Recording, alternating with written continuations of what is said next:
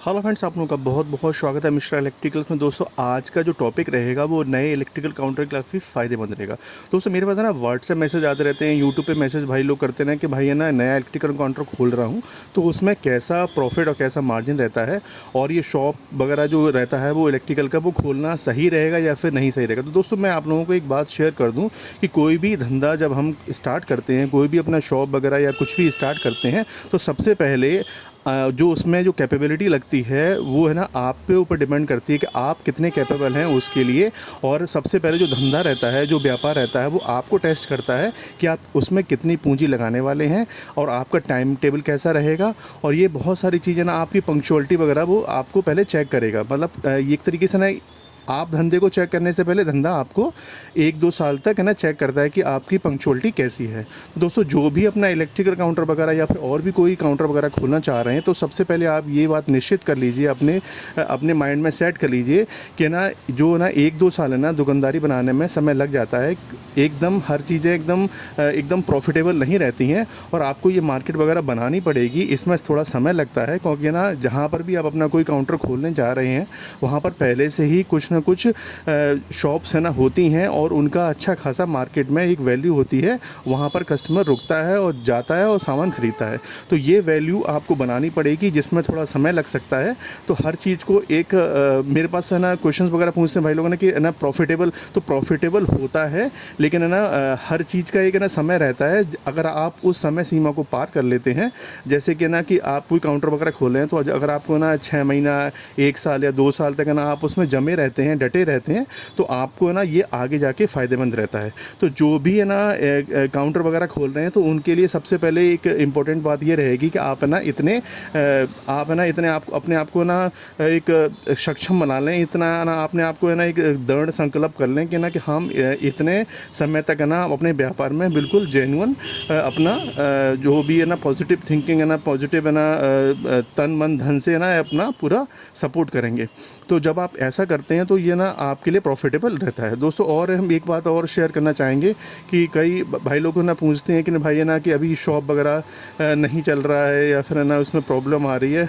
तो भाई है ना हर एक काउंटर का एक है ना एक वैल्यू होती है और हर काउंटर का है ना एक रेवेन्यू रहता है कि कितना कितना आपने इसमें अमाउंट लगाया है। तो ये सारी चीज़ें भी डिपेंड करती हैं शॉप के अकॉर्डिंग है ना कि आप है ना कौन कौन सा सामान है ना उसमें रख रहे हैं। क्योंकि इलेक्ट्रिकल जो काउंटर होता है वो सीज़नल भी डिपेंड करता है, बहुत ज़्यादा सीज़न का आइटम इस पर डिपेंड करते हैं कि ना आपकी शॉप पर कौन कौन से आइटम वगैरह निकलते जा रहे हैं। क्योंकि ना कि जैसे कि अभी है ना गर्मी चल रही है तो फ़ैन वगैरह की डिमांड ज़्यादा है, फराटे वगैरह, टेबल फ़ैन वगैरह की डिमांड ज़्यादा है। जैसे जैसे बरसात होगी तो कुछ और चीज़ें डिमांडेबल हो जाती हैं। बरसात में वैसे कि इलेक्ट्रिकल काउंटर डाउन हो जाते हैं क्योंकि बरसात में कोई भी इलेक्ट्रिकल का काम करवाना नहीं चाहता है। तो इसी तरीके से जब अब सर्दी वगैरह आएंगे तो उसमें हीटर्स वगैरह और ब्लोअर वगैरह ये सभी चीज़ें निकलते रहते हैं। तो ये इलेक्ट्रिकल का जो है ना एक प्रॉफिटेबल जो रहता है वो है ना हमारे वेदर पे डिपेंड करता है ना कि किस तरीके से हमारा यहाँ पे वेदर वगैरह जो चल रहा है।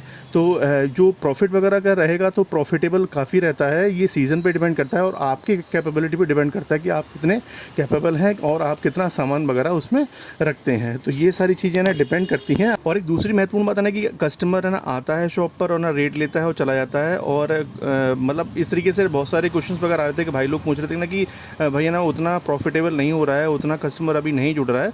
तो देखो भैया ना शुरुआती दिनों में कस्टमर आपसे रेट वगैरह लेगा, थोड़ा दुकान को समझेगा और तभी है ना आपकी शॉप पर है ना वो पसंद करेगा। क्योंकि ना वो तो ना कहीं से सामान वगैरह ले ही रहा है, तो वहाँ से रेट वगैरह लेना चाहेगा आपके पास है ना कि आपके पास क्या रेट मिल रहा है ना। और जहाँ से वो लेता है वहाँ से तो ले ही रहा है, उसको रेट वगैरह मिल ही रहा है। और एक ना एक बात और आपसे शेयर करना चाहूँगा, आप इतने ना कस्टमर्स को लेके ना इतना आप ना ही सोचिए। क्योंकि ना कि कस्टमर को आप है ना आप सोचोगे ना कि आपके पास अगर है ना 20 कस्टमर आते हैं तो आप सभी कस्टमर को ना संतुष्ट कर देंगे कि ना कि नहीं हम चाहे रेट से या वैसे, तो ऐसा पॉसिबल नहीं है। क्योंकि कस्टमर हर तरीके का रहता है, मार्केट में हर तरीके के कस्टमर हैं। कुछ आपसे सामान हैवेल्स का मांगेंगे लेकिन रेट ना लोकल वाला मांगे तो आप उसको नहीं दे पाओगे। क्योंकि ना कोई चीज़ है ना आपको 35 की पड़ रही है, आप है ना उसको 38 या 40 में बेच रहे हो, जो भी है एक एग्जाम्पल लेके कर रहा हूँ। और वही चीज़ है ना 35 वाली चीज़ आपने ख़रीद ली है तो आप उसको 30 में नहीं दे पाओगे ना। तो ये बहुत सारी चीज़ें हैं। आप है ना कोई यहाँ प्रॉफिटेबल करने के लिए बैठे हो, अपना प्रॉफिट करने बैठे हो।